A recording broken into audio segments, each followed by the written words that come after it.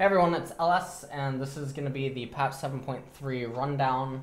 Doesn't look like too big of a patch, but there are some interesting changes, which we're going to talk about. First up is the honor update. I feel like this is really good.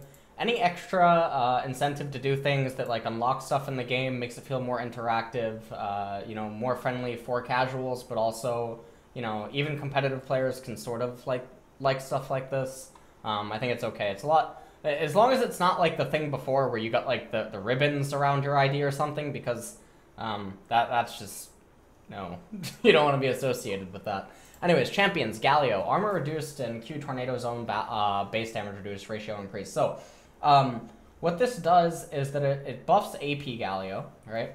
But no one really builds AP Galio. The base stats, losing the armor early on, just means that, he'll have a slightly harder time laning against certain opponents in lane. It'll give some people better matchups against him because Galio right now is able to be flexed into multiple roles, and even champions that should be quite good against him don't end up hurting him enough, most notably like Lucian mid lane or something. So this will definitely play an effect in some matchups. The Winds of War, the most important thing about this is the wave clear and what it affects for him. Because obviously Tank Galio is not going to be itemizing that AP, and with the loss of some of the damage, it does make it a little bit more difficult for him to wave clear and be an obnoxious force in lane.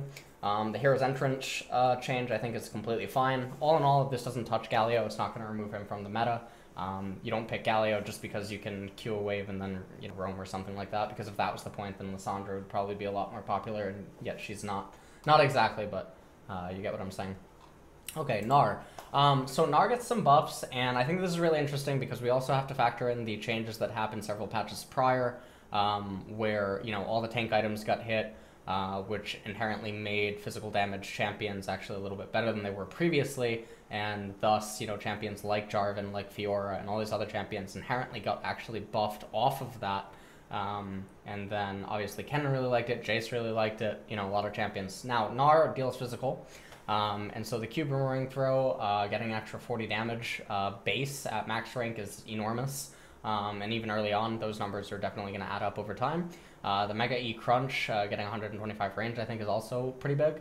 I theorize that Gnar could potentially come back into the meta ever since those changes, but I think this is only going to further propel the chance of him having a very fast return. So I expect to see Gnar come back into the meta and competitive. Solo queue, I don't think it really does anything. You don't want to be picking Gnar in solo queue anyway, because he requires coordination and it requires your teammates actually using their brains. So a little bit unfortunate there. So, in terms of competitive, it's really good. Solo queue, it's not the end of the world. I mean, people that pick Gnar are still going to pick Gnar, so.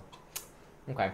Kennen, W empowered attack bonus is now base plus AP. So basically, AP Kennen got buffed. But 80 on hit Kennen got nerfed, so now Reckless is crying, and so is every other Korean top laner that plays on hit Kennen. And then this is sort of like a buff to NA and EU anyway, because they couldn't play top on hit Kennen anyway. But basically, this hurts solo queue a bit, although there were probably better split pushers to be playing than Kennen, just because people aren't going to be shutting you down or coordinating it against you properly enough. So other champions like Fiora, Trundle, etc. are probably going to get the job done better anyway. In the end, what this might end up doing is it might cause AP Kennen to come back into the meta in very, very specific situations and for very specific teams. AP Kennen in solo queue, I think is sort of okay. It's sort of fine as a lane bully. And with the way that the top lane meta is right now, it probably would actually fit in as an AP carry that you could maybe take up in top lane. But I don't think it's probably the best choice.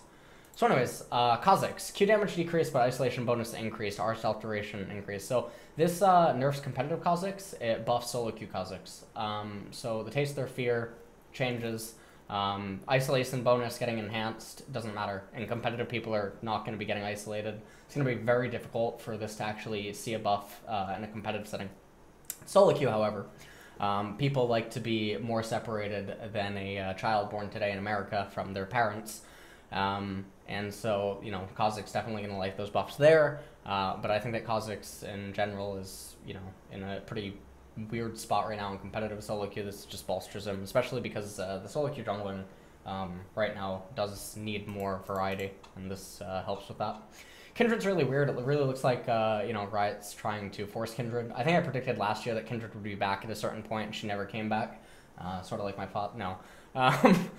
I still talk to him. Anyways, passive increases range more often, W and E damage up, so she just keeps getting buffs. At this point, it might actually just be real that she does come back in. I think that her ultimate is extremely powerful, and I think that it always has been. I think that her problem with the early game clears can actually be mitigated just with intelligent play, intelligent rooting and stuff, and so in a competitive setting, these changes are probably going to be okay. They're probably going to make them more manageable with all the changes that Kindred received in the past. And again, the changes that AD champions suffered, changes to crit items and how Kindred potentially might actually end up building crit, and just the changes that happen across the board, and then also inadvertent buffs and nerfs that occur to other champions due to meta shifts. So I think this is really good, and obviously solo queue Kindred's going to like this a lot. I don't think it makes Kindred... Well, it might propel her into S tier, but it might take a while to be understood on as to how. So I think that like right now, I feel like Kindred's probably an A tier jungler, just because of the kit and the snowball potential. The issue though with Kindred is that she's more all in a way. Well.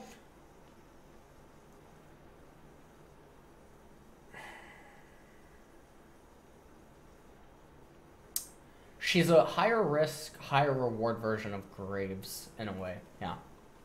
Maokai. Base health increased, R range increased, cooldown per level reduced. Yeah, how about you just fucking revert the rework and admit that you fucked up. Q, Poppy health ratio up. That's nice. We always want Poppy buffs. Poppy just needs to come back into the meta. I think everyone's been missing a bit of Poppy in their life. 8% target max health. Not the end of the world. So basically gets 20 damage, you know, versus generic carries, and then it gets 40 damage versus tanks. So when you're using it multiple times inside of a fight, then, you know, it does amount to a few hundred damage late game, but I don't think this is like, I don't think this is gigantic enough to necessarily make her come back, so wouldn't be too worried about it. The Rek'sai buffs here are really fucking weird. I don't understand why Rek'sai is continuing to get buffed. I know that a lot of people personally think that Rek'sai is like an A+, S- tier jungler right now, and I think that Rek'sai even has some okay matchups. In solo queue, this is obviously going to help a lot because of lack of coordination. And I think in competitive, the bonus attack damage getting increased on the Void Rush is just fucking weird because competitive junglers are already figuring out exactly how to incorporate and use Rek'sai in that setting. The Shaco changes, so he gets nerfed early game in favor of a significantly stronger early to mid transition and then a superior late game. So they're trying to take a route of making Shaco come back. I think that if Shaco is still played correctly, this is actually probably an ideal buff for competitive because a really good jungler controlling Shaco and really, you know, reading the map properly, reading the lanes properly. I feel like this is a force to be reckoned with, and having a faster accelerated early to mid transition and then ultimately superior late game is really good. The other thing here is now if Shaco continues to go down the lethality route with the physical damage, I feel like this is enormous for him that Shiv is now changed to physical. Because this is actually going to make this hit a lot harder. And this also enables him to actually be more flexible now with his runes and masteries, because I know there were some Korean Shacos, for instance, not saying that it was good, that would run like hybrid penetration stuff, or, you know, they would be forced into running Thunderlords, or whatchamacallit, the precision thing, right? But yeah, Shaco changes. I mean, in theory, it's really, really, really good. For solo queue, who the fuck am I kidding? NA and EU don't finish their games on time anyway. It's a buff. Trundle. Q can now damage turrets. W healing regeneration, amp increased, and amplifies more quickly. Trundle changes are really nice, but unfortunately with the changes to tanks a few patches ago, the itemization, the lack of tanks in the current meta, Trundle doesn't really fit, because you don't want him as the AD physical damage melee carry. For any reason. So, doesn't really matter. Xayah, Q attack lockout now scales down with attack speed. That's nice. Xayah's in an okay spot. Rammus, okay. Audio updates, that's great. Item Abyssal Mask. So, Galio really likes this because he now gets the Roa passive. The magic resist goes down by 10, but that's not the end of the world. Some champions are obviously really going to like this. I think that this change is really good. It doesn't really matter about the base health regeneration when you get the Eternity passive. The 10 MR is not going to, you know, be the end of the world. However, going up in gold by 100, that is a little bit painful. The mana being added, though, I think is something that a lot of the champions are definitely going to like. So overall, really nice change for Abyssal Mask. Adaptive Helm. The only thing Adaptive Helm can't fucking adapt to is getting good. Ancient coin rewards increased. This is actually really good as well for certain support champions because I feel like Talisman is actually really underrated in solo queue anyway, and obviously this is a huge buff to solo queue. Zeke's Convergence, this is a really good item. I talked about this before. It doesn't really matter. Jungle item mana regeneration. I don't know how much this impacts some of the junglers right now, but I don't think it's the end of the world. Or not the end of the world. I don't think this is going to drastically change anything. This sort of just feels like a novelty. However, the Bami's Cinder change, I feel like, is really powerful. So if getting the Bami Cinder, usually it's to bolster the speed at which you clear. Otherwise, you just normally skip it until you can just outright afford Cinderhulk. You don't ever just go, like, Machete, Talisman, Bami Cinder. Normally you get, like, the jungle upgrade. Then you get, like, Boots, and then you get Ruby, and then normally you just complete into Cinderhulk. But I think that the changes that they're going for definitely help tank junglers out a lot, because I feel like tank junglers are in a pretty awkward spot right now. Enchantment Cinderhulk, he loses 75 HP, but the bonus health multiplier from 15 up to 20%. Base mana regeneration on jungle, that's obviously nice. And then obviously the, getting cheaper is a pretty nice change. Sunfire Cape, I feel like this item's in a really fucking weird spot where I personally really hate it. I think it's just mostly trash all around, so I don't really care. I just care about the Cinderhulk change. I think that one's good. Rift Herald. Herald should be immediately more rewarding to the individual who kills her.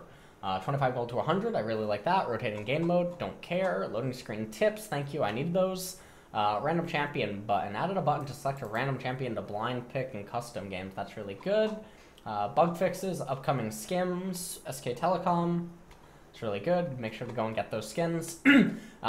Just word of advice though, don't get the Zac skin. Pep 7.15 or 16 Zac's getting nerfed. They just need him to sell a little bit first. So anyways, thanks for joining for the 7.13. Let's just recap really quick. Galio changes don't matter. Gnar probably going to be seen in the meta. Kennen is now AP, probably going to be picked situationally and competitive. Still probably not that great for solo queue, but if you need an AP carry up and top, it's okay. Kha'zix nerfed in competitive, buffed in solo queue. Kindred really like the buffs. I also think that she's potentially an A and maybe a misunderstood S tier jungler. Maokai is trash. Poppy's garbage. Don't understand the Rek'sai buffs. Didn't need it. Shaco changes. In theory, they are good. Trundle's still garbage. Xayah, Rammus, okay. And that's pretty much it. So yeah, not too gigantic of a patch, but overall a pretty decent one. Hopefully patch 7.14 will bring us more stuff, and hopefully Kane is in that patch as well, because that actually looks like a really interesting champion. I really like his kit. Alright.